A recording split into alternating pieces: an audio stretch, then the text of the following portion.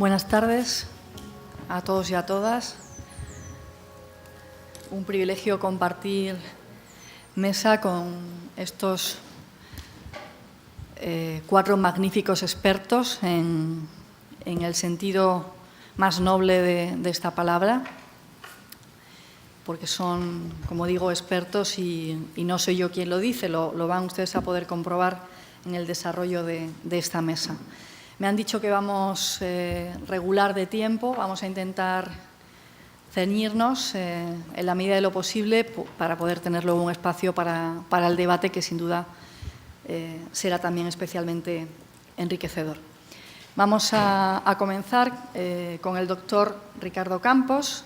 Es jefe de sección, como han podido ver en el programa, en el Hospital Miguel Servet. Es una referencia en el ámbito de la medicina psicosomática, con el cual he tenido además el privilegio de poder compartir proyectos conjuntos. Y, bueno, pues cuando quieras, puedas, empezamos, Ricardo. Muy bien, pues muchas gracias. Buenas tardes y gracias por la invitación. Enhorabuena por los 50 años en esta universidad, que siempre me es muy grato el venir aquí las veces que José Luis o los organizadores me han invitado, porque es un entorno universitario en el que, por otro lado, comparto siempre experiencias de gente en formación o experiencias con algún contenido internacional, etc. La experiencia en Aragón, eso es lo que me dijo mi compañero Javier García Campayo, y esta es la foto de nuestros 50 años que hicimos en una foto tomada en el Congreso de la Sociedad Española de Medicina Psicosomática, que tengo el honor de representar y que fue en Zaragoza en noviembre. Y aquí están pues muchas personas muy influyentes en la psiquiatría de Aragón y en concreto en la psiquiatría de enlace. Realmente lo que voy a hablar como la realidad de Aragón, las experiencias de Aragón, me voy a centrar fundamentalmente en 2 temas, que son los estudios, que son los temas del Congreso, ¿verdad?, que están por aquí, pues los estudios epidemiológicos que se han hecho en psiquiatría de enlace a través de Antonio Lobo, fundamentalmente. Sí que en esta breve presentación voy a tener que correr bastante porque ha hecho bastantes, 25 años de epidemiología. Sí que lo voy a hacer desde la coordenada del concepto de psiquiatría de enlace y sí que en el Congreso realmente sí que queríamos debatir sobre los modelos de psiquiatría de enlace con atención primaria, porque dentro de la psiquiatría de enlace no hay programas específicos o que nosotros sepamos, porque hablamos muchas veces de la psiquiatría de enlace en hospitales generales, ¿verdad?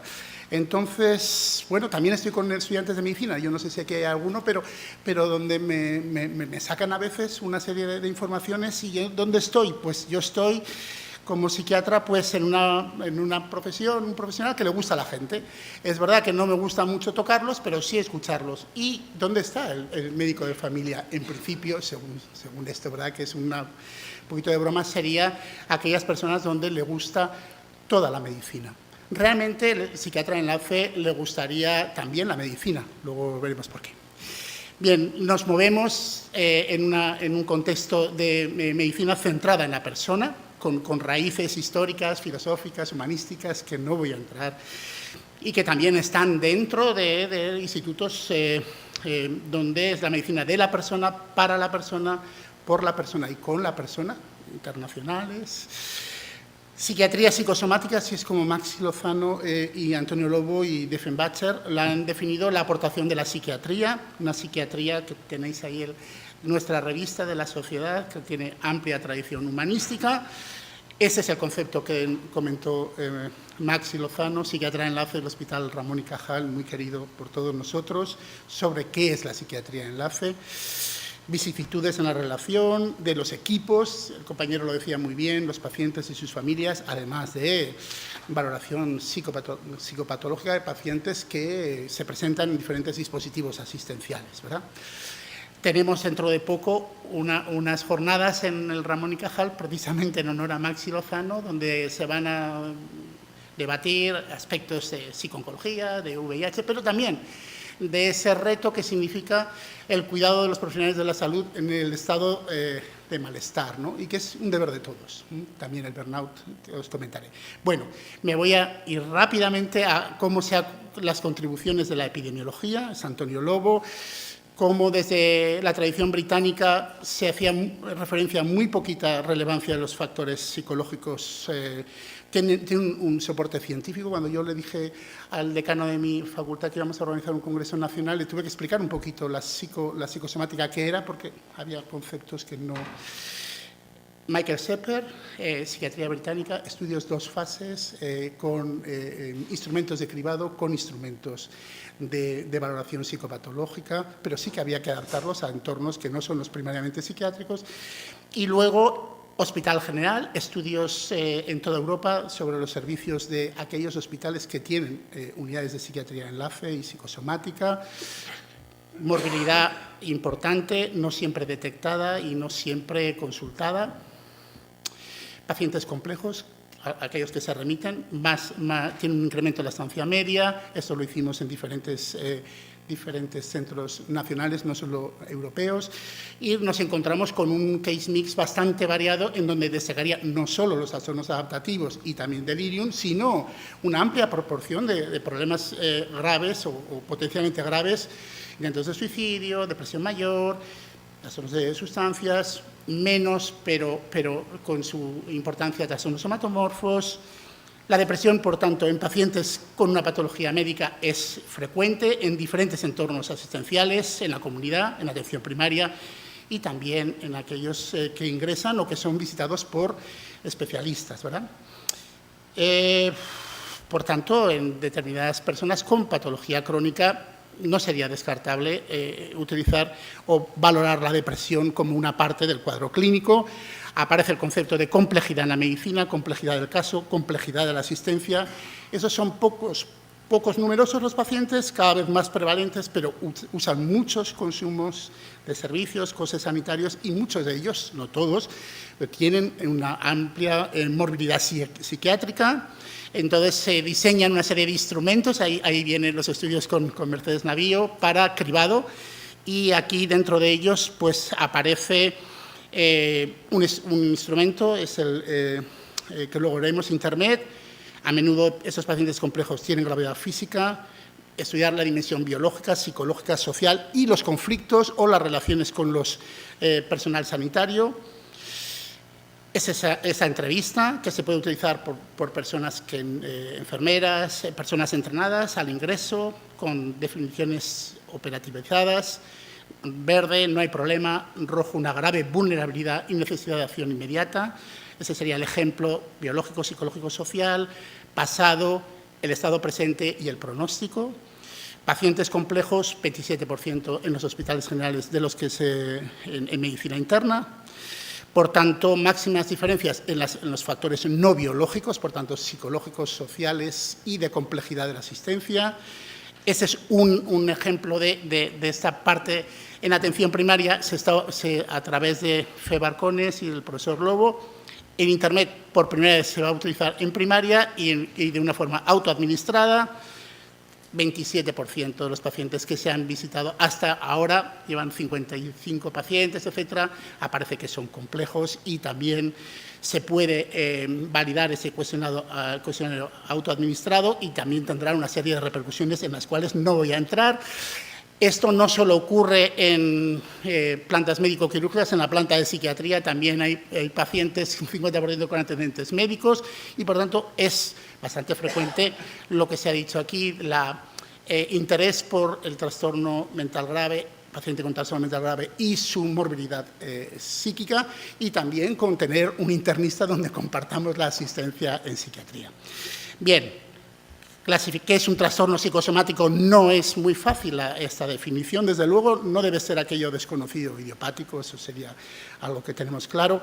Proyectos de investigación que estamos haciendo, generalmente los síntomas somáticos persistentes, estrés corporal, según el FIE 11, también está en la agenda europea. ¿Qué hay sobre el tratamiento de estos pacientes que se atienden en el resto de la medicina? Pues que son eficaces y que hay muchísimos, sobre todo a través de Wayne Caton y de otras personas, y que están recogidas estudios científicamente importantes, sólidos, donde hay modelos de colaboración para tratar personas que tienen comorbilidad física y somática y psicológica. También en cáncer, aquí tenemos a Tirso Ventura y a Bill Breitbart, también compañero de enlace de Zaragoza, pacientes con cáncer. Bien, todo esto, 25 años en España y en todo el mundo, Europa, etcétera, para demostrar que realmente no somos una pseudociencia, no nos basamos, sino que hay unas partes sólidas, metodológicamente sólidas. Esto es muy importante, ha sido muy importante para Zaragoza y para Aragón y para el resto del mundo, ¿verdad? ¿Qué es lo que nos encontramos en Aragón, pero también en el resto del mundo? Pues que hay una fragmentación y una superespecialización con algunos aspectos que incrementan costes, que no hay equidad, que hay una desprofesionalización y que hay una insatisfacción de profesionales y de pacientes cuando no se integran estos cuidados. Pero realmente la psiquiatría de enlace y medicina psicosomática está teniendo un verdadero impacto asistencial. Pues la verdad es que no. Y Norman Sartorius, de la OMS, nos lo dice, porque para eso hay que contar con otra estrategia que es atención primaria. Ahí me voy a mi tesis, al estudio de atención primaria, muy similar a un estudio que se hizo en la OMS. Un tercio de los pacientes sí que tenían problemas emocionales, depresión, ansiedad, leves, moderados, y también con una presentación exclusivamente, voy tomando nota que me queda poco tiempo, y con una presentación muy pocas veces, o solo en un 30%, con una presentación primariamente psiquiátrica. La mayor parte es o comórbida o a través de trastornos somático y psíquico independiente o somatizados. La infradetección, muy importante, y es un tema no solo de los pacientes, sino también de los profesionales, pero también del sistema sanitario, y aquí ha habido aportaciones en ese sentido, de las cuales yo detectaría, lógicamente la sobrecarga emocional, a la cual no se puede atribuir exclusivamente al profesional, sino a las circunstancias que también se han mencionado. La cuestión crucial, por tanto, alma ata, es cómo los profesionales de psiquiatría y de psicología, es decir, de salud mental, nos integramos. Eso sería, aquí está un modelo de integración. ¿Cuáles son y ahí viene una experiencia personal, que en el enlace con primaria a nivel clínico, ¿qué expectativa tenían los médicos de atención primaria? Pues si estuviéramos disponibles, que fuéramos profesionales con continuidad de la asistencia, con experiencia y que les diésemos información. La escrita siempre es complicada, la electrónica también y tal, y la información que mejor va es la información cara a cara. Los modelos tradicionales se basan fundamentalmente en la interconsulta. Y realmente nosotros abogamos por unas estrategias de enlace Jim Strain, en Monte Sinaí, pero adaptadas a atención primaria. Linda Gas, como personalizar, eso es un reto, como personalizar, tener al equipo de salud mental en el mismo centro de salud no es suficiente, hay que establecer formación, cambio de actitudes, etcétera. El enlace, guías básicas, respeto mutuo, nadie enseña a nadie, sino todos aprendemos de todos, motivación, aprovechamiento, cualidades del profesional, y eso es lo que me voy a centrar. Esa es nuestra experiencia de 100 reuniones a lo largo de unos cuantos años, se amplía el espectro de intervención y se conocen un poquito mejor realmente los diferentes motivos de consulta y qué es lo que está pasando en la relación con el paciente. Pero para esto sí que es verdad que el psiquiatra o el profesional de enlace, que siempre va en un equipo, necesita unas cualidades. Primero, saber. Segundo, un oficio. Y tercero, un arte. El arte es el arte transferencial. Tiene que ser un experto médico, conocer la medicina, ser un buen comunicador, tiene que ser colaborador, diplomático, flexible, un buen gestor en la medida de lo posible, un supervisor y un líder. Tiene que saber qué, psicopatología, fundamentalmente psicopatología, defender los derechos de los pacientes que comparten el estigma de los pacientes de salud mental, también el doble estigma de además tener un problema físico, unas cualidades docentes y profesionales que realmente, bueno, pues preserven algo que también se ha dicho aquí, y voy acabando, la dignidad y el estigma, no solo de los pacientes psiquiátricos, sino también de los pacientes somáticos. Esta es una línea de investigación con el grupo de Ferrara, de Luigi Grassi, no te contentes con apagar fuegos, no te contentes con la derivación, intenta poner algo de enlace en todos los niveles asistenciales. No voy a entrar, pero hay estudios colaborativos randomizados donde dice que son coste efectivo. Esto es un sueño, no lo sabemos, la verdad es que se puede hacer, que es muy satisfactorio cuando se hace, pero que precisa, como siempre, de personas y de profesionales con espíritu joven y que intenten revitalizar allá donde haya colaboración y comunicación de niveles asistenciales. Pues muchas gracias.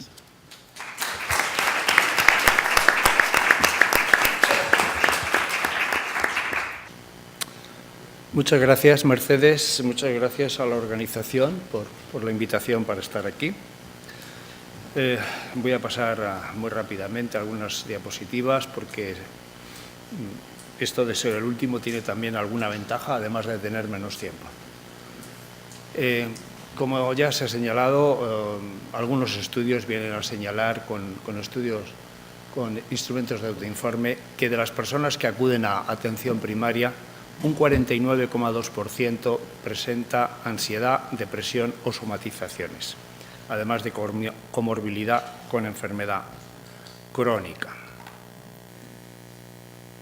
El estudio epidemiológico SEMED, el estudio epidemiológico de los trastornos mentales en Europa, que incluye España y que está promovido por la OMS, señala que las personas con trastornos de ansiedad en los últimos 12 meses han recibido un tratamiento farmacológico en el 60,1% de los casos y un tratamiento psicológico en el 0,9%, es la cifra en rojo, lo he puesto en rojo porque no se ve. Y un 39% no recibe tratamiento en nuestro país para trastornos de ansiedad. El incremento de la tasa de consumo de los psicofármacos no ha parado de crecer desde que tenemos registros oficiales, desde 1992 hasta 2016, pues en los registros de la página de la OCDE tenemos estas cifras que vienen a indicar pues un consumo de casi 164 dosis definidas diarias, lo que viene a significar que un 16,4% de personas de la población general consumen cada día una dosis completa para ansiedad, para depresión, para insomnio, etc. La distribución de los costes de los trastornos mentales en España viene a decirnos que los costes sanitarios, los directos, son muy importantes, pero que son aún más importantes los indirectos, y que todo eso supone, a nivel de todos los trastornos mentales, un coste del 4,4% de nuestro PIB, nuestro Producto Interior Bruto. De todos esos costes, solo 3 de ellos, la ansiedad, la depresión y las somatizaciones, suponen el 50%. Son los trastornos mentales comunes y suponen un gran coste, suponen la mitad, el 2,2% del PIB. No voy a repasar todos los factores que explicarían pues, ese sobreconsumo de psicofármacos, pero algunos de ellos pues, están publicados. Por ejemplo, que las personas que van a atención primaria y reciben atención en salud mental reciben un tratamiento con mínima evidencia en un porcentaje muy bajo. A veces es un 13% para el médico de familia, a veces es un 20%, un 18% aproximadamente. La iniciativa IAPT en el Reino Unido nos viene a decir, después de una experiencia que ya se prolonga por 10 años, que duplicar el número de personas que están tratando ya costaría nada. No me voy a detener en explicar sus argumentos, pero vienen a decir cosas como, por ejemplo, si los pacientes crónicos con depresión tienen un sobrecoste de 2.000 libras y tratar a estos pacientes de depresión cuesta solo 650, entonces hágase, porque es que esto, al final, si incluimos a los crónicos, pues entre lo que nos ahorramos y lo que invertimos, el coste sería nada. El enfoque que le hemos dado al ensayo clínico SICAP psicología en atención primaria es un enfoque emocional, donde consideramos que las emociones y los trastornos emocionales son más de lo mismo. Tanto los pacientes con diagnóstico como los pacientes subclínicos comparten una sintomatología emocional, que todos conocemos y que hemos repetido varias veces, además de escaso conocimiento acerca del manejo de las emociones y de qué emociones están experimentando o expresando en un momento dado. Algunos han sufrido un aprendizaje emocional que puede ser reversible. Tanto la normalidad como la psicopatología de las emociones se moverían sobre un continuo, sobre una línea recta, dimensional, en la que lo que tienen de común es que esos pacientes prestan demasiada atención, le dan demasiada importancia a sus emociones, a su malestar psicológico, a su activación fisiológica, y eso produce cambios conductuales, y eso produce síntomas, y eso produce trastornos emocionales. Todo eso se puede entender desde una perspectiva del aprendizaje que iría en los dos sentidos. Se puede aprender a desarrollar ataques de pánico, por ejemplo, u otros trastornos como el TAG, el trastorno de ansiedad generalizada, pero también se puede aprender a dejar de tenerlos. Las alteraciones emocionales se asocian con frecuencia con el estrés psicosocial y los cambios en las respuestas emocionales se explican por esos procesos de aprendizaje que se generan, por un lado, cuando se desarrolla el trastorno en los acontecimientos vitales estresantes, pero que se pueden revertir con un aprendizaje similar en la terapia. La terapia cognitivo-conductual versus el tratamiento habitual para la ansiedad, pues en este metaanálisis de BATS arroja un valor medio de 0,69 en el tamaño del efecto, lo cual quiere decir que es un tamaño del efecto medio, no está lejos de ser un tamaño del efecto grande, que significa que cuando a los pacientes se les entrena, se les da información y se les entrena en aprendizaje, pues reducen mucho más sus síntomas emocionales de ansiedad que lo hacen con los tranquilizantes o los antidepresivos. Lo mismo sucede para la depresión. En este metaanálisis hay más estudios sobre depresión y la media, el tamaño medio del efecto de todos esos estudios que ahí se revisan es del orden de 0,70. Es decir, siempre es mucho mejor las técnicas cognitivo-conductuales que el tratamiento habitual, que es el título de este metaanálisis.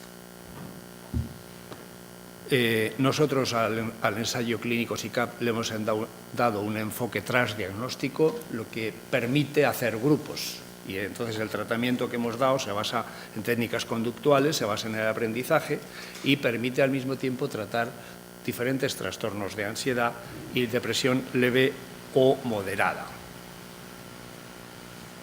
Esto tiene una serie de ventajas obvias que ya han sido comentadas en esta mañana y voy a pasar ya directamente a hablar del ensayo SICAP.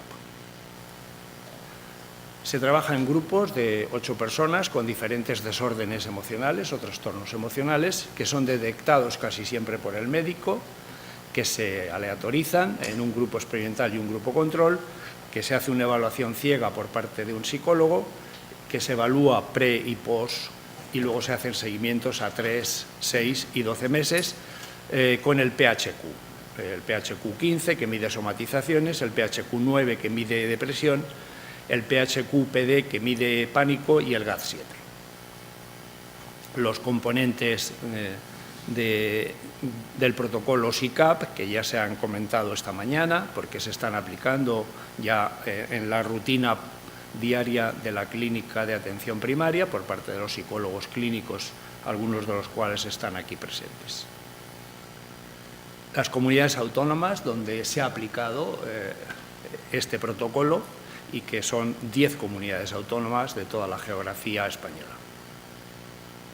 Los resultados. Los resultados que voy a dar han completado ya la evaluación pre y post 314 pacientes en el grupo control y 325 en el grupo experimental. Ambos grupos están equiparados en media de edad, en porcentaje de mujeres, en porcentaje de personas que han sido diagnosticadas con una somatización, o la media de ansiedad o la media de depresión. Al ser un grupo grande y aleatorizado, pues en las medidas pre parten de valores similares. Cuando comparamos medidas pre y medidas post para la depresión, en todos los participantes, 639 participantes con distintos diagnósticos, pero siempre con alguno de esos diagnósticos, encontramos que efectivamente en las medidas pre a nivel de depresión pues no hay diferencias, sí las hay en las medidas post-tratamiento después de 7 sesiones con ese protocolo que he mencionado. Y se consigue un tamaño del efecto de 0,84, es decir, un tamaño grande. Me voy a fijar solo en el tamaño grande que he puesto en rojo y señalo que el valor medio del PHQ-9, el valor umbral, es 10, de manera que el grupo experimental queda por debajo del 10 y el grupo control no ha conseguido bajar del 10, con lo cual pues, la gran mayoría sigue teniendo problemas de depresión, tiene demasiados síntomas de depresión. Si esto mismo lo hacemos con no todo el grupo tras diagnóstico, sino con aquellos que dan positivo en depresión, pues el tamaño del efecto lógicamente es mayor, en este caso se duplica. Si ya antes era un tamaño grande, pues ahora es 1,92, de manera que es un tamaño pues, muy grande. Si analizamos los casos que se han recuperado, pues vemos que en el inicio, en la evaluación pre, pues casi la mitad de los pacientes que están en ese grupo de diagnóstico tienen un diagnóstico de depresión. Cuando finaliza, al cabo de 3 meses aproximadamente, el tratamiento psicológico, solo queda con depresión el 11,7%, mientras que con el tratamiento habitual, básicamente psicofármacos, queda el 37,3%. Y hay un tamaño del efecto grande de 0,83. Lo mismo sucede con ansiedad. La ansiedad se evalúa con el GAD-7 y cuando evaluamos la intensidad de los síntomas de todo el grupo tras diagnóstico, pues vemos que el grupo experimental baja muy por debajo del punto de corte de 10, pero no así el grupo control. Y el tamaño del efecto también es grande, es superior a 1. Cuando presentamos datos solo de aquellos pacientes que tienen trastorno de ansiedad generalizada, TAG, pues el valor del tamaño del efecto es mayor, es 1,69, es el tamaño intergrupo, es lo que gana un grupo frente al otro. El grupo experimental siempre frente al grupo control. Cuando vemos la recuperación de casos, pues vemos que de los 639 pacientes, el 70,6 o 70,7 tenían un diagnóstico de TAG al inicio. En el grupo experimental terminan con ese diagnóstico el 19,6, pero terminan con ese diagnóstico en el grupo control más del 50%. El tamaño del efecto, siempre favorable al grupo experimental, es grande, superior a 0,80. En pánico, como el PHQ-PD no es una prueba de síntomas, de intensidad de síntomas de pánico, podemos verlo también con los síntomas de ansiedad que mide el GAD-7. Ha habido 182 pacientes de los 639 con trastorno de pánico y esos son los valores que tienen en síntomas de ansiedad. Y lo que vemos es que el tamaño del efecto es 1,14. Cuando lo evaluamos eso mismo con el PHQ-PD, que la variabilidad es menor, sale un tamaño de efecto menor, pero 0,93, que es un tamaño del efecto grande. Cuando hablamos de los somatizadores, pues vemos que la intensidad medida con el PHQ-15, que tiene 15 síntomas de somatización, en la medida pre no difieren ambos grupos, pero sí difieren en el post. Aquí no hay un punto de corte, el tamaño del efecto es medio, 0,65, con todo el grupo, pero todo el grupo no somatiza. Cuando seleccionamos a los que sí han dado positivo en somatizaciones, porque tienen tres síntomas de somatización al menos con una intensidad máxima, pues vemos que el tamaño del efecto sí alcanza un tamaño del efecto grande, superior a 1. Y cuando analizamos los cambios en calidad de vida con el Eurocool, los qualis, los años de vida ajustados por calidad, o AVAX en español, pues alcanzan un tamaño del efecto medio en el intergrupo frente al el grupo experimental frente al grupo control. Vemos que el grupo control no cambia, no mejora su esperanza de vida, y el grupo experimental sí ha mejorado su calidad de vida con un tamaño del efecto medio.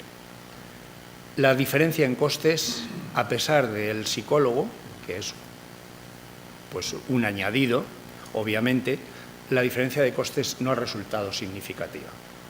Entonces, si la diferencia de costes no es significativa y todos estos resultados están a favor del grupo que recibe información y entrenamiento psicológico, pues os podéis imaginar que todas las relaciones de coste-efectividad y coste-utilidad son muy favorables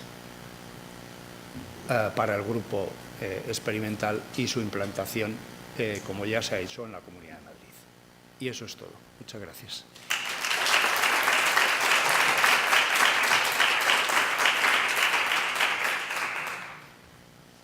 Pues muchas gracias, Mercedes. Yo vuelvo aquí a mi universidad, entonces estoy un poco revuelto con esto de aquí en la pagoda he hecho muchas barbaridades y alguna no tanta. Así que, bueno, pues nada, felicitaciones y gracias a la organización por traerme aquí. Quería, bueno, dividir esto un poco en tres partes. Una primera parte que es como una especie de reflexión que quiero pasar breve, porque creo que ya todas las mesas, aunque yo no he podido estar por la mañana, he estado trabajando, han incidido mucho en qué es lo que hay previo de por qué nosotros nos pusimos en marcha en Alcalá para montar esto. Y voy a contar el programa y voy a acabar con unas reflexiones que yo creo que sí que pueden añadir una visión distinta, una visión algo diferente de cómo pensar o cómo plantear todo esto que está pasando, todos estos retos de los que hablaba Paz, me permito tutearte. Y bueno, pues nada. Entonces voy muy rápido. Evidentemente, el modelo este colaborativo que se monta en Alcalá se monta en el 2005. La situación en el 2005 en el Centro de Salud Mental de Alcalá, pues igual que en atención primaria, era pues de un vaso a desbordar. No voy a entrar en todos los cambios sociales que se promueven en relación a esto, ya se ha hablado aquí mucho, de una nueva organización de la red de salud mental tras esta reforma, que yo creo que estaba poco preparada para los nuevos demandas sociales que estaban llegando. Después de salir del psiquiátrico, de los hospitales. Hay un aumento progresivo de la demanda social para atender el malestar y todo tipo de síntomas. Este malestar se está traduciendo en el sistema y se traduce en todos los ámbitos como síntomas, signos, trastornos o enfermedades en todo momento. No voy a entrar, me encantaría, pero si no, no. La salud mental desde el siglo pasado ha luchado muchísimo para hacerse una especialidad médica más. Yo creo que eso ha traído muchas ventajas a esto. Nos ha ayudado mucho a los profesionales, a los pacientes, a los familiares a ser una especialidad, pero yo creo que también hemos pagado un precio y que pagamos un precio y no tampoco quiero entrar ahí, como todo en la vida, se paga un precio. La narrativa en los últimos años se ha hecho extraordinariamente médica, lo vemos constantemente, lo vemos aquí, donde se habla pues eso, de distorsiones, trastornos, síntomas, aunque luego parece que no queremos hablar de ello. La narrativa se ha hecho médica y se busca una respuesta médica al malestar, aumentan los diagnósticos, hay un sobrediagnóstico y ya lo hemos estado, y también se está viendo aquí, muchas veces en mujeres, lo estaba hablando antes en Clara, diagnosticamos de trastornos generalizada, distimia, mujeres en situación bastante complicada. Y bueno, esta generalización, esta pérdida de la singularidad en nuestro trabajo, en la narrativa singular y personal, en la formulación del paciente en vez de los diagnósticos, nos hace pagar precios.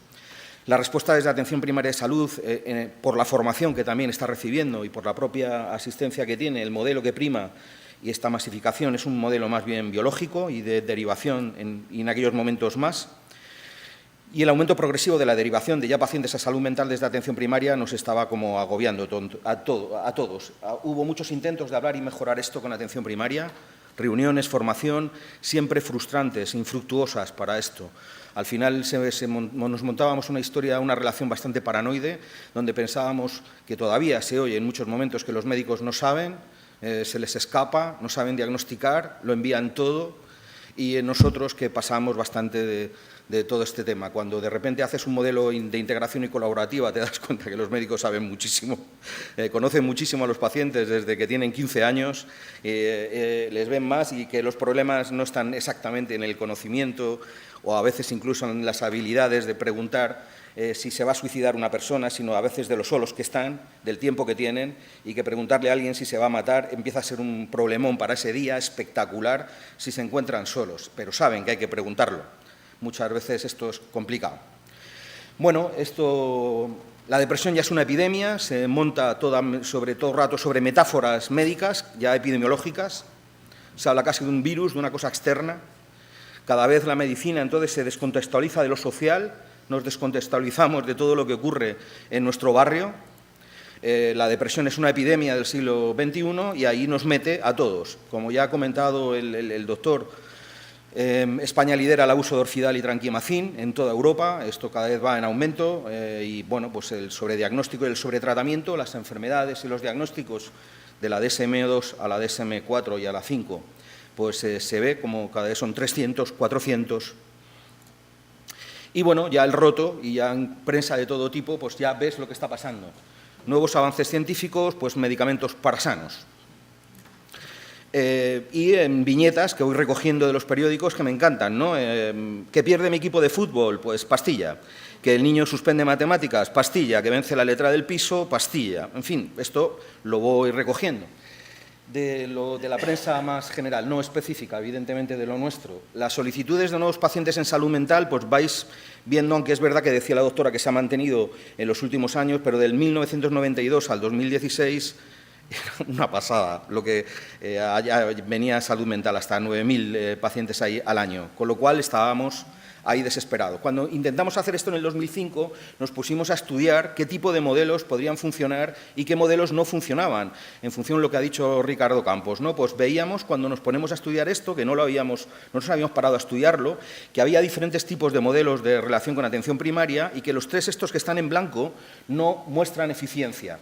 Y era curioso porque el tercero, que no muestra eficiencia, es el que hacemos constantemente, donde no se comparten historias ni lugar, hay un contacto por PICs, los profesionales de salud mental hacen seguimiento separado, con reuniones esporádicas según costumbre, y se tiende al aumento de recursos y a que no funcione esto. Esto ya estaba escrito por la OPS, la OMS y por multitud de estudios. Y parece que estos que en rojo ya vienen tiempo diciendo que son más o menos los que funcionan para mejorar la eficiencia con los pacientes, las derivaciones, los cambios, que son modelos integrados o modelos de atención cooperativa o colaborativa, y desde ahí intentamos hacer esto. Dentro de esta literatura mostraban eficacia los contactos programados de interconsulta, la formación en salud mental, siempre que se fundamente en la asistencia clínica cotidiana, técnicas de entrevista, psicopatología, técnicas de counseling, técnicas familiares y grupales o la red. Formación de atención primaria en los equipos de salud mental, los grupos Valint, tipo Balin, centrados en la tarea, bueno, la supervisión organizada y las entrevistas conjuntas de pacientes en atención primaria y programadas. Y no habían mostrado eficacia en la literatura ya del 2005 las sesiones clínicas esporádicas y puntuales, la formación no acordada y no basada en asistencia cotidiana, reuniones de coordinación o el sistema de comunicación por texto o solo por vía informática. Bueno, pues nos decidimos a ponerlo. Entonces, ya lo ha comentado Ricardo, lo paso muy rápido, las características de una consulta ideal psiquiátrica: disponibilidad, personal suficiente, bueno, buena comunicación, adecuar expectativas, reforzar habilidades técnicas, financiación. Bueno, y montamos esto brevemente. Bueno, lo montamos sobre este equipo de María de Guzmán, de mañana y tarde, con bueno, esta población, 22.000. Quería pasar sobre todo a las tareas, rápidamente, lo que hacemos allí. Evaluación de los pacientes derivados. Nosotros vemos a los pacientes en atención primaria que nos derivan los propios médicos de allí. Los vemos en el centro de atención primaria con su sistema informático, el AP de atención primaria. Nos reunimos luego de 2 a 3 con todos los médicos para valorar qué nos han derivado, qué no, qué hemos hecho, qué hemos hecho con el usuario, con el paciente, si lo hemos quedado o no, por qué. Nos reunimos eso todas las semanas que íbamos.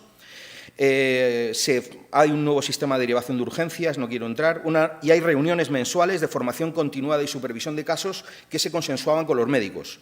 Entonces, consensuábamos qué tipo de formación querían una vez al mes. Y talleres de formación anual también sobre temas consensuados, que podríamos darlo nosotros u otras personas. Intervenciones grupales integradas para manejar esto que llamamos mal llamado trastornos menores, porque es gente que sufre mucho, pero que, de alguna manera, muy contextualizado. Bueno, no voy a dar a los resultados levemente, pero si veis las tasas de derivación disminuyen de una manera pues, brutal y la satisfacción de los médicos, pues ahora lo veremos, pero ahora ha sido muy alta. Entonces, bueno, esto es el AP de atención primaria, donde escribíamos nosotros. Estos son los talleres que se han dado de habilidades que los dábamos nosotros, la psicóloga y yo que íbamos, 4 talleres de habilidades básicas, talleres de salud mental comunitaria, manejo del sufrimiento psicosocial, intervenciones de no tratamiento, manejo de las somatizaciones, farmacología comunitaria basada en el fármaco y no en la enfermedad, un taller sobre abordajes psicológicos, un manejo clínico de los trastornos de personalidad, que eso lo pedían ellos, y 3 talleres de manejo de las derivaciones de infanto-juvenil. Bueno, ya hemos empezado el mapeo de activos comunitarios del distrito. Ya está un nuevo taller sobre indicación de no tratamiento y el grupo Balint que se hizo un grupo Balint durante 2 o 3 años, que con los cambios de atención primaria ya lo tuvimos que dejar. Todos los compañeros de atención primaria están participando en los procesos también del área para trastornos mentales graves, trastornos de personalidad y evidentemente para el proceso de depresión y ansiedad. Y bueno, comparado con aquel momento con los centros que no hacían esto, pues la diferencia era brutal en la evaluación que le dábamos a los médicos.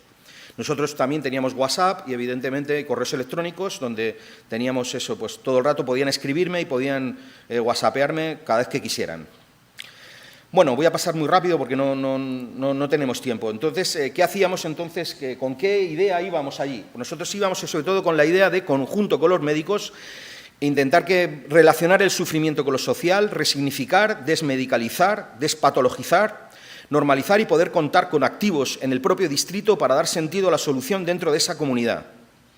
Derivar en caso de duda siempre, o depresión, o de no poder manejarlo, siempre estaba abierto a que lo pudiesen mandarlo.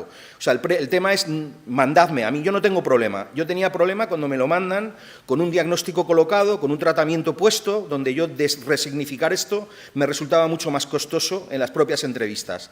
Decía, no, mandármelo sin ningún problema, pero no le mandéis diciendo que tiene una distimia o un trastorno de ansiedad generalizada, mandarlo y ya está, yo lo voy a ver y desde ahí me va a resultar más fácil resignificar o colocarle en alguno de los grupos que habían y que hay en Alcalá de trabajo más comunitario. Y mantener toda esta evaluación y estos activos de los que ya se han hablado. Esta sería todo lo de la indicación de no tratamiento. Y ahora esta parte de reflexión que quería abrir un poco, bueno, por dar una visión distinta de las cosas que pienso. En la actualidad, las recomendaciones oficiales se dirigen hacia modelos híbridos de atención colaborativa. Eso parece que está claro, y no he estado esta mañana, pero parece que esto está claro. No funcionan otros. Hay que entrar en atención primaria y salud mental debe incorporarse allí como un elemento más. Horizontal, a mí me invitaban a las Navidades, veía a la hija de la administradora que tenía un trastorno de la conducta alimentaria, nos íbamos a tomar cañas y formaba parte del equipo. Eso parece que ya no hay duda. El problema yo ya no veo que este sea, sino con qué modelo entramos salud mental ahí dentro. Con qué modelo vamos a entrar en atención primaria, que ellos ya tienen su propio modelo, además. ¿Con qué modelo vamos a construir juntos esto? Entonces, bueno, porque podemos entrar a colaborar y a integrarnos con un modelo también muy médico-comercial. Y entonces empezar a dar pues, clases de farmacología y eso nos pasaba. Mi jefe, en un momento dado, pagado por la industria, fue después de una historia a contar los funcionamientos de la venlafaxina a los médicos. Entonces, al mismo centro al que yo iba allí, en ese momento me resultaba llamativo porque los médicos estaban bastante sorprendidos porque llevaba yo 2 años contándole o 3 años una cosa algo diferente. Entonces, el problema es que es algo muy personal. Cuando tú haces un equipo que se va a integrar o va a hacer un enlace, como comentaba Ricardo, en realidad está cargado de la ideología que lleva o que llevamos todos ahí. Entonces, claro, esto se ha extendido a Alcalá y en Alcalá, que ha funcionado, están en el 75% de los centros de atención primaria ya tienen este tipo de modelo. Pero los resultados son muy dispares porque diferentes compañeros hacen diferentes modelos de atención colaborativa y entonces, esto es lo que comentaba aquí Ricardo, entonces es complicado. Para más INRI se presiona todo el rato hacia la intervención farmacológica como psicológica por profesionales especialistas en atención primaria, la OMS, la guía NICE, el IAPT, que estaba comentando. Entonces, los propios procesos en ocasiones se incorporan intervenciones psicológicas en atención primaria en la Comunidad de Madrid, con esto del SICAP, desde el 2018. En general hablan de terapia cognitivo-conductual en grupos hechas por psicólogos para estados subsindrómicos, pródromos, casos leves, trastornos adaptativos, cuadros reactivos, espectros y con estos datos de eficacia que ya hemos visto, ¿no? El Royal College de Psiquiatría, las terapias psicológicas suponen un beneficio real, especialmente cuando el malestar emocional del paciente no llega a justificar, libera a los médicos de la carga asistencial y ahorra en términos, como hemos escuchado. Los problemas que yo veo para poder discutirlo. De alguna manera mantenemos la psicopatologización, seguimos poniendo nombres al malestar, seguimos haciendo esta maniobra que no trabaja sobre lo social. Nos olvidamos otra vez de que estamos ante problemas de gente que se queda en el paro, de gente que está desahuciada, que no cobra sueldo, que está en una situación de patriarcado, como hablábamos antes, y está trabajando y metida en casa en una situación terrible, y seguimos poniéndole nombre como distorsión emocional, algo que no está haciendo bien, errores cognitivos. Seguimos de alguna manera olvidándonos de lo que también estamos haciendo al plantar este modelo. Hay una omnipotencia, yo creo, de los modelos terapéuticos. Creemos que los modelos terapéuticos, tanto de psicoterapias como de fármacos, son súper valiosos. Lo que parece que se sabe es que los modelos, desde luego, farmacológicos para los casos leves no tienen ningún tipo de eficacia, desde luego en antidepresivos, para los casos leves y moderados, a pesar de que sigue creciendo el uso de esos mismos. Y seguimos, insisto, descontextualizando la respuesta de lo social. No se tiene en cuenta al psicologizar los problemas sociales, la iatrogenia ni la prevención cuaternaria. Esto no solamente lo decimos cuatro radicales pirados, sino que Marina ya decía que uno de los problemas del trabajo de los psicólogos es, de alguna manera, individualizar y olvidarse de lo social. A lo mejor, en un momento dado, la rabia de las personas, esa historia que puede verse como una distorsión emocional, le ayuda a la lucha, a la pelea, a estar en la calle, a recuperar o a la que sea, ¿no? Entonces, en ocasiones, muchas veces, no digo siempre, nuestras intervenciones lo que tratan es de sedar a la población en general, de tranquilizarla, que no molesten, y que de repente esta es nuestra labor y de alguna manera tengo la sensación de que a veces nos piden esto y a veces lo hacemos. No tenemos en cuenta esto de la iatrogenia ni la prevención cuaternaria y lo sí va a tener siempre, yo me incluyo, a ver el problema social como un déficit del paciente, por no verlo, por no afrontarlo, por no tener habilidades suficientes y no mirar el problema social en toda su dimensión. Entonces, bueno, no hay cambio los médicos, porque estos trabajos de estos psicólogos no trabajan en atención primaria. El trabajo en atención primaria es un trabajo abierto, de agenda, donde yo puedo llamar siempre que quiera. Son especialistas. Entonces, no hacen una historia colaborativa. Hacen estos grupos, pero ese trabajo colaborativo con los médicos, ese trabajo de allí, no aparece. No va a haber cambio. Los médicos derivan, y igual que derivan a este grupo, podían derivármelo a mí, porque podrían, porque antes lo hacían. Entonces, de alguna manera, el sistema continúa siendo igual. Es para mí exactamente lo mismo. Trasladamos de sitio la intervención, pero la intervención yo creo que de algún modo es problemática en sí. No hay articulación. Bueno, esto que le había comentado. Yo creo que la solución, vamos, dentro de que podemos debatirlo, porque estamos todos en lo mismo y estoy seguro que estamos preocupados por lo mismo, es volver a lo comunitario, a lo colectivo, a modelos que incluyan lo social como parte fundamental del sufrimiento. La entrada de la comunidad como medio donde se originan los problemas y los sufrimientos psíquicos y el sitio donde también puede resolverse. De alguna manera habría que pasar consulta como mirando a la calle, empezar a mirar al distrito, mirar al domicilio, mirar a la calle de las personas y resignificar el sufrimiento desde ahí, sobre todo para estos trastornos que llamamos, entre comillas, estos sufrimientos que llamamos de alguna manera menores. Los tratamientos no son muy eficientes, ni siquiera, para mi gusto, en lo psicoterapéutico, para el manejo del sufrimiento psicosocial. Pasa por desmedicalizar, desaprender lo aprendido, hacer prevención cuaternaria sin abandonar a los pacientes. Creo que nosotros, como parte de estos actores comunitarios, deberíamos construir tejido, Nosotros no los únicos. Hay actores sociales, hay asociaciones de vecinos. Si yo tuviera en el distrito 500 personas trabajando en grupos, yo tengo una posibilidad impresionante de derivar a grupos que yo creo que son mucho más beneficiosos que los que hacemos nosotros. Sobre una atención primaria que debe ser fuerte y comunitaria. Esto está en contra de lo que está pasando, porque cada vez la atención primaria se la va debilitando más. Y entonces esto es un problema muy serio, porque esto lo podemos hacer siempre sobre una atención primaria fuerte. Y esto trabajo con estos activos, no como únicos actores, sino como mediadores de esto, como con equipos mediadores. Entonces no basta una atención colaborativa sin más, se trata de un cambio de modelo, se trata de otra manera de mirar, donde se dedican al fortalecimiento de estas redes. Hay muchos intentos, lo que pasa es que estamos desperdigados, pero sí aparecen cada vez más, ¿no? Estas guías en Valencia, donde se están haciendo muchas cosas para desmedicalizar a la población, una necesidad urgente, la SENFIC, con la publicación de recomendación no hacer, antes de plantear hacer daño. La estrategia para la reducción del consumo crónico de benzodiazepinas, otra también de la propia Comunidad de Madrid, o el curso sobre diagnóstico y sobre tratamiento de la SENFIC, los activos que han sacado la Escuela de Salud Mental de Andalucía, el mapeo de recursos en Asturias, que está muy, muy desarrollado. Y en Madrid ya empieza el ayuntamiento, en el MAPAT, el mapeo de activos en salud.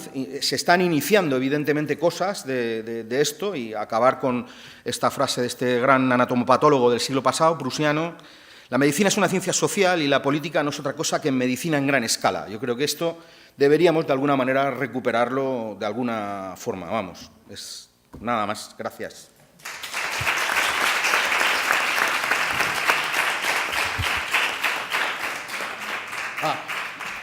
Mis compañeros del María de Guzmán, que también han podido hacer esto.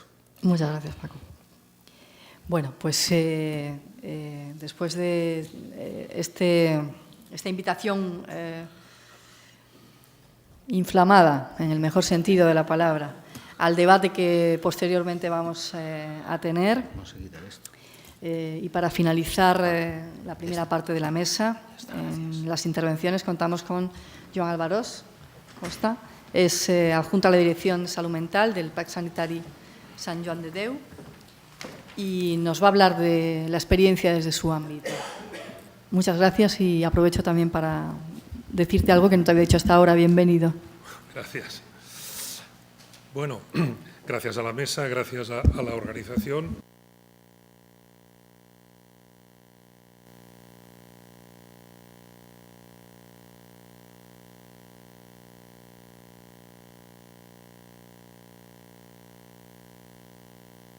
No sé si suscribiría el 90%, o el 95%, o el 99% de lo que acaba de explicar con esa pasión desenfrenada el doctor González. Bueno, la verdad es que coincido con muchos de sus planteamientos y con muchas de sus experiencias.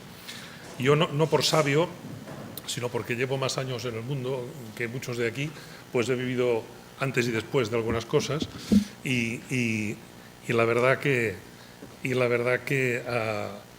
estamos intentando desde 2006, como ahora veremos, organizar una atención integrada territorial y que la salud mental sea parte de la atención primaria. Y esto, en fin, con todas las dificultades de todo tipo. Bueno, vamos a ver, pasaré por alto muchas cosas, porque además intentaré comprimir algunas reflexiones. Hay muchas cosas que han sido dichas y las saltaré directamente porque son obvias, y dividiré la presentación de la forma que ven. Yo trabajo en el Parc Sanitari Sant Joan de Déu. Esto es un servicio, es una organización que gestiona servicios de salud, tanto de salud mental como de hospital general. Tenemos una red de salud mental hospitalaria y comunitaria extensa, también penitenciaria. Estamos hablando de más de 700 camas de hospitalarias, y pues estamos hablando de un territorio comunitario con 9 centros de salud mental, servicios de rehabilitación, pisos, etcétera, hospitales de día, etcétera. Bien, en una organización extensa en territorio, en Barcelona, y a 50 kilómetros por norte, este y sur. Bien,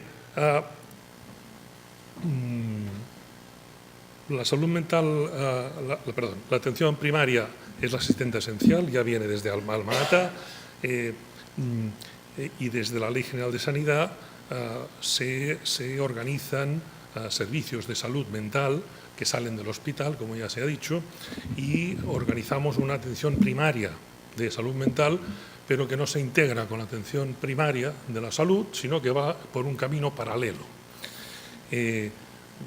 Bueno, algunas fechas significativas que mencionaré rápidamente.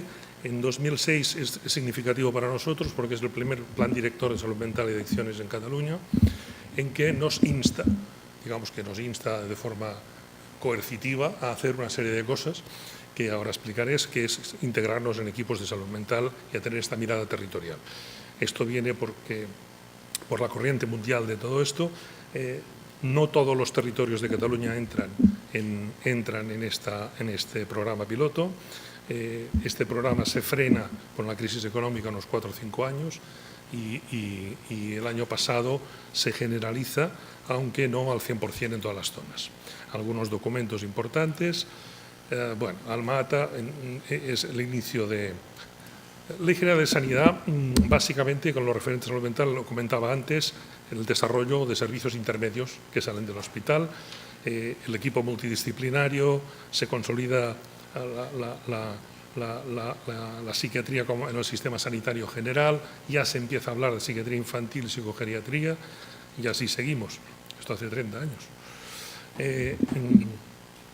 Bueno, 2006. En 2006 simplemente describo la filosofía del Plan Director de Salud Mental, en que empieza a hablar de la salud mental no solo como la falta de enfermedad médica, sino como en factores precipitadores, factores predisponentes, etcétera, etcétera. El contexto social empieza a apuntar de forma sólida, los factores culturales, y orienta hacia un servicio, un cambio en el modelo asistencial, no solo de la organización, sino de la forma de prestar la atención.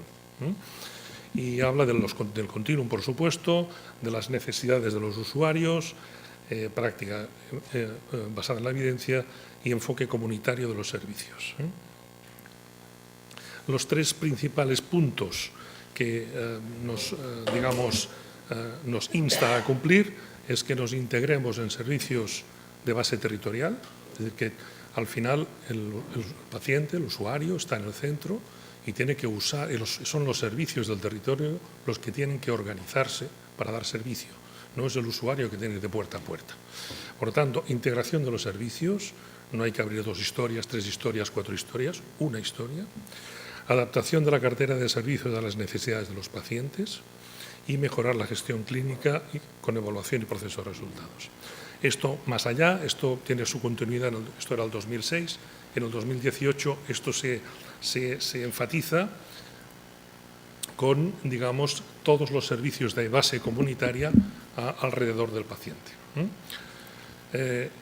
Bien, este es el modelo conceptual de la atención comunitaria de salud pública actual, con un gran porcentaje de los quesitos que son desencadenantes sociales y no genéticos. En los procesos asistenciales clave que describen, de los 9 que se describe, está descrito el proceso de salud mental y adicciones, en primaria.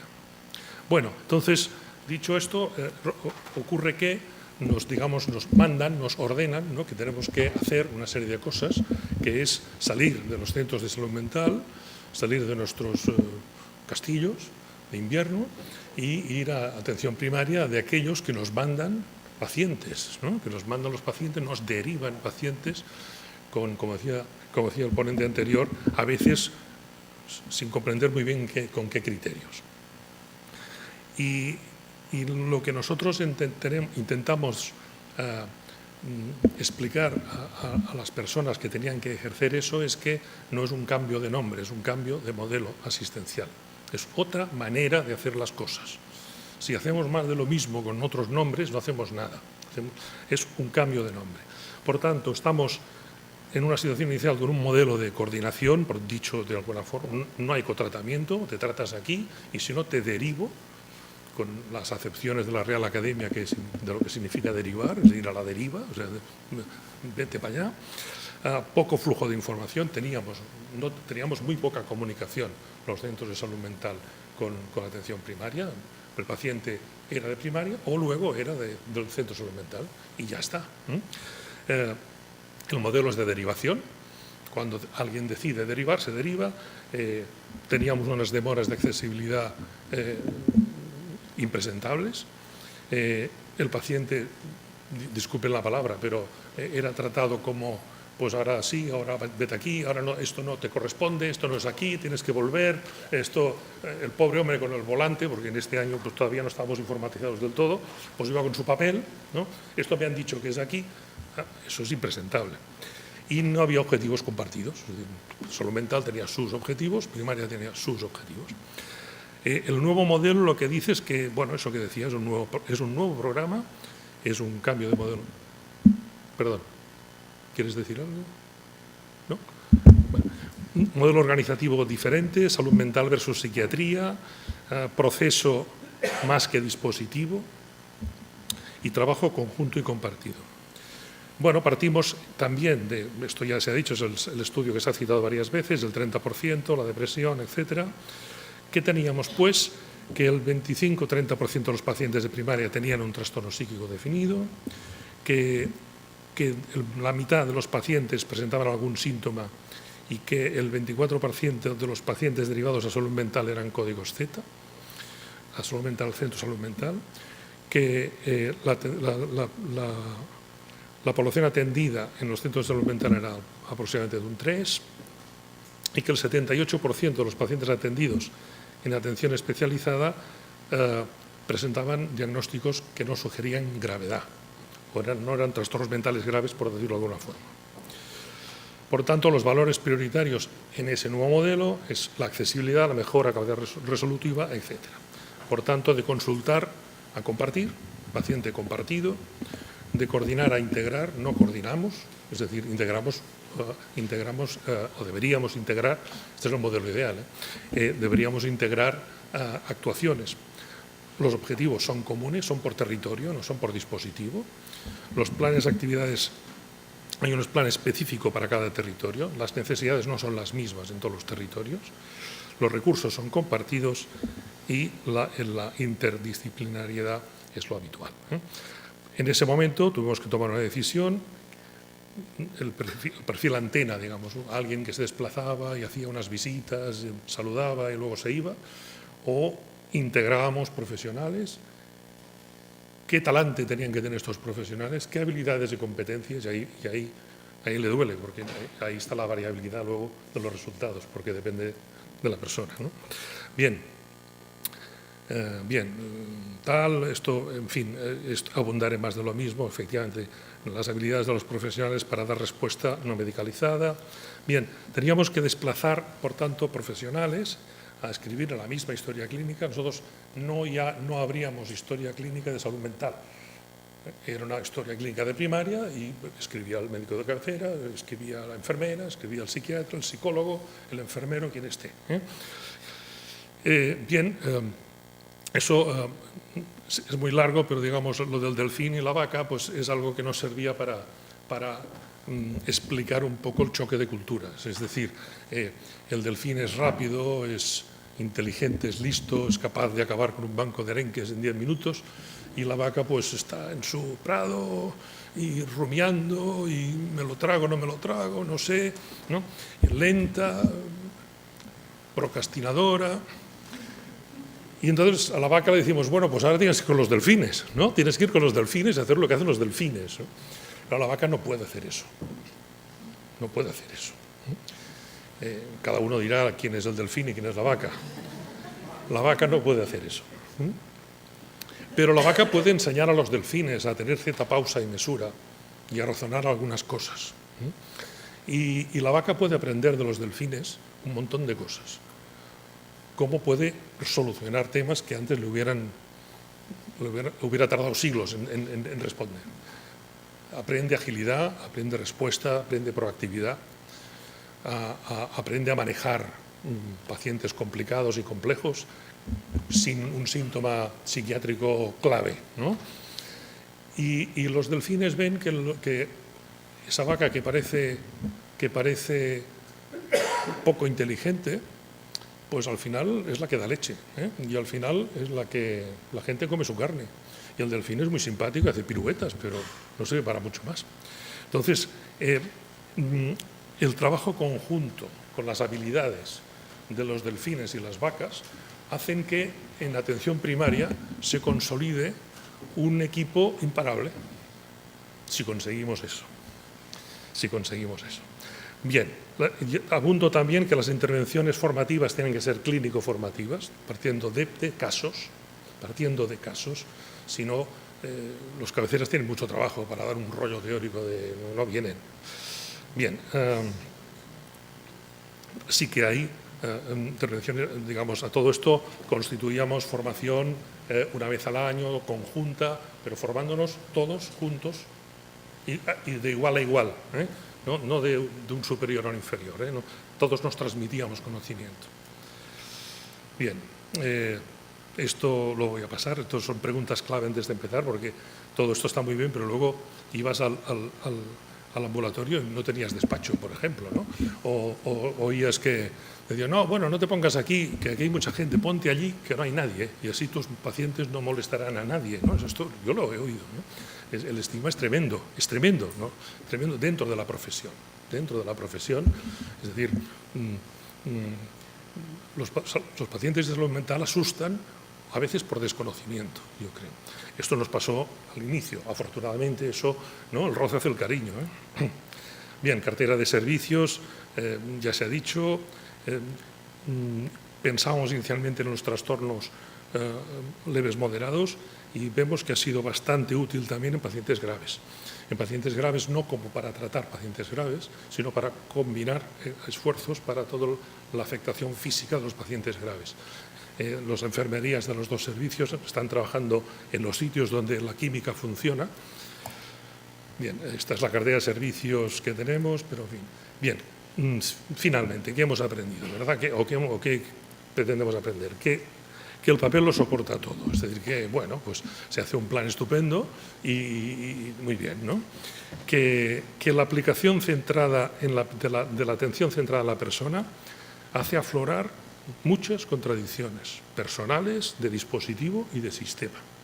Horarios, maneras de tratar, un montón que no siempre son resolubles y que nos damos cuenta de que los dispositivos están centrados en los profesionales, no en los pacientes. Y cuando ves eso, pues igual dices, a ver si tengo que ir todas las tardes ahora, ¿no? Y que al final los modelos, los sistemas, pues al final da igual si el gato es blanco o negro, ¿verdad? Después, segundo, el conocimiento y la actitud. Es decir, el valor supremo para nosotros es la actitud de la persona. Es el valor supremo. No se obtiene, aquel que no tiene actitud no la va a tener jamás, al menos en nuestra experiencia. Cuando mandamos a alguien, esto va a ser un fracaso, es un fracaso, definitivamente. Y el problema es que aquel que tiene actitud la puede perder muy fácilmente, porque no le acompaña suficientemente, porque no le ayuda suficientemente, porque le deja solo y tiene que lidiar con todo lo peor, porque todos tenemos mucho trabajo. Por tanto, la actitud, siguiendo la fórmula de Coopers, multiplica el conocimiento y las habilidades, y que al final también no hay personas perfectas, solo hay ideas perfectas. Algo que nos ha funcionado bastante bien es el tema de los microsistemas, lo que llaman gestión microsistemas ahora, microsistemas, conjunto de profesionales con valores y objetivos compartidos. Eso no hace falta que sean de la misma organización. Con que pilles en un ambulatorio un psicólogo, un psiquiatra, un enfermero con una onda positiva y del otro lado un par de enfermeros y un médico de familia o dos que estén en la misma onda, estos te llevan al centro. Y eso es buenísimo saberlo detectar y no equivocarse de poner parejas equivocadas, porque entonces esto es un tema para nosotros de gran valor. Aspectos a mejorar, pues un montón. Sobre todo, eso necesita ayuda de la dirección. Las direcciones tienen que estar muy presentes y tienen que ser muy directivas en esto. Los déficits formativos o deformativos que tenemos los psiquiatras en pacientes leves. Bueno, también hemos alcanzado algunos objetivos, no como queríamos, pero hemos alcanzado algunos. La reducción en derivaciones desde el 2007, los marcados en amarillo son centros que no han iniciado el programa colaborativo hasta 2017. Los otros empezaron en 2007 y, como veis, hablamos de reducción de más del 70% de las primeras visitas. Que además estas primeras visitas son, la mayoría de ellas, trastornos mentales graves y si no lo son pacientes crónicos complejos. Es decir, son muchos diagnósticos no graves a lo mejor, sumados a factores sociales, dificultades de manejo, que requieren una cierta delicadeza.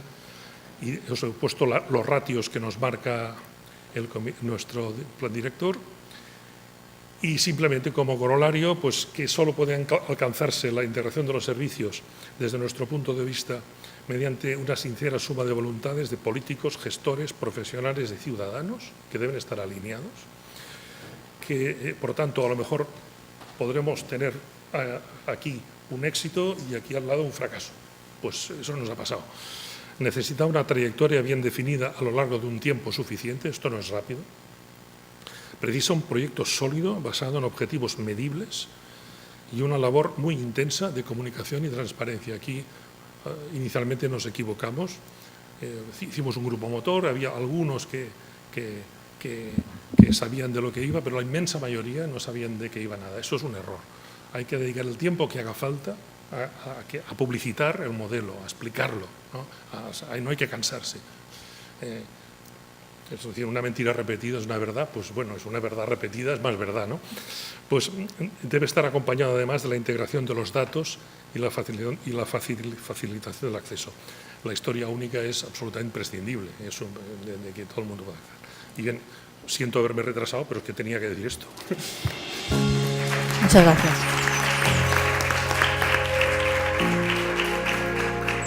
Voy a ser muy breve, voy a clausurar ya el evento. Llevamos desde las 9:30 hablando de temas que claramente despiertan pasiones, despiertan interés y yo creo que se ha mencionado varias veces que estamos celebrando los 50 años de nuestra Facultad de Medicina. Yo creo que desde luego aquí cogemos ideas de qué es lo que tenemos que hacer los siguientes 50 años y es volver, porque yo creo que no se han mencionado entre qué cosas hay que hacer sin dinero, ¿no? Sin reclamar dinero. Yo creo que la clave es la formación, una formación en pregrado y una formación también en posgrado y una formación que va, como se ha comentado, no debe ser exclusivamente en el marco de una clase magistral o de un seminario, sino de la interacción. Nos han puesto la imagen del delfín y la vaca. Evidentemente, eso lo que ilustra es la posibilidad de que haya una interacción entre profesionales que trabajan en el ámbito de la atención primaria y profesionales que trabajan en el ámbito de la atención especializada, multidisciplinario, y que puedan encontrar campos de trabajo que son propios, porque también tiene que quedar claro que no es que todo es lo mismo, sino que es evidente pues que tienen un ámbito de trabajo y de desarrollo profesional diferente y que el reto que tenemos es efectivamente un reto de la medicalización de los problemas de la vida cotidiana, pero el otro gran reto que va en paralelo es el reto de abordar las personas que sufren por un trastorno mental y que muchas veces lo que ocurre, como tantas cosas, ¿no? Reciben más atención y tienen más acceso a aquellos que menos necesitan la asistencia y las personas que más necesitan la asistencia son aquellas que se nos escapan. Ese yo creo que es el gran reto y para plantear ese reto debe ser conjunto y para abordarlo es ser conjunto. Y no quiero terminar sin dar las gracias, por supuesto, a todos los participantes, a Marta y a Pilar, que desde el departamento han liderado esto, a nuestras colegas de la Universidad UNAM de México, no solo por haber venido, sino porque llevamos 12 años yendo y viniendo, trabajando, y además que gracias a esa interacción y sobre todo al protagonismo de ellas, pues en el CIE 11, que no resuelve estos problemas, pero que desde luego es un paso más y muy distinto, pues va a tener un gran peso de aportaciones hechas desde países de habla hispana.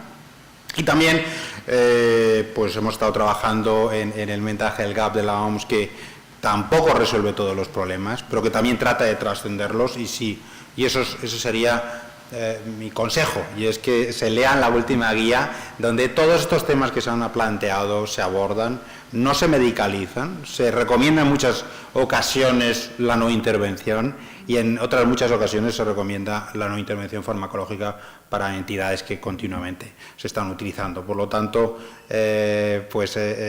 como director del Centro Colaborador, desde luego estoy muy orgulloso de que este tipo de iniciativas tengan en marcha, y yo creo que debemos pensar en tratar de tener un foro de reflexión periódico sobre estos problemas y tratar de que la Facultad de Medicina, que ya tiene una tradición de trabajo colaborativo con la atención primaria, el tratar de potenciarlo. Y también, por supuesto, agradecer a Mercedes Navío, que desde la oficina regional pues ha estado apoyando muchas iniciativas que realmente van también destinadas a tratar de fomentar ese trabajo comunitario, que debe ser también el desarrollo que tenemos que tener. Y con eso, pues darles las gracias, invitarles a aquellos que todavía quieran volver a esta facultad, que es la de todos, que el miércoles tenemos también una actividad a las 12, de 12 a 2, más concreta, más focalizada a problemas nosológicos muy relevantes de la clasificación de las enfermedades mentales, y están todos invitados,